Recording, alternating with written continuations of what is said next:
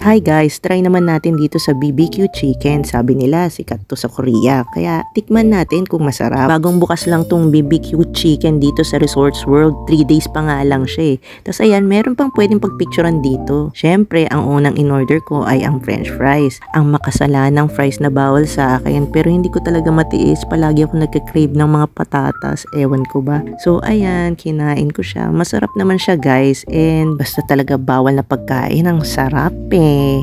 Umorder din ako nitong tteokbokki. Pinala spicy ko yan bilang hindi naman tayo mahilig kumain ng maanghang at ang acid natin pack na pack kapag kumakain ng maanghang. So ayan, pwede siyang i-less spicy. Pero ang sarap din nito guys kasi mahilig din talaga ako sa tteokbokki tsaka sa fish cake. Panalo yung lasa. Parang naaalala ko nga yung Genie's Kitchen at iniisip ko si Park Seo-joon yung nagluto nito.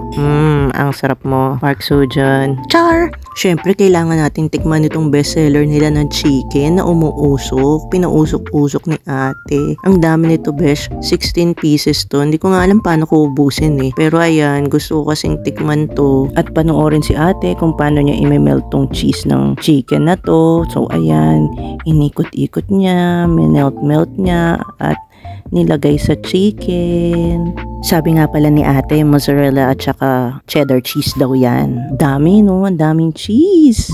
Ayan, sige ate, kaya mo yan. Pagkatapos niyang iikot-ikot, yan, ibinigay niya sa akin. So, ako naman, na-amaze at inamoy-amoy pa to. Ang bango, amoy cheese. Syempre, kinain na natin. And besh, ang sarap. O, ayan. Sige, hilahin mo ang cheese.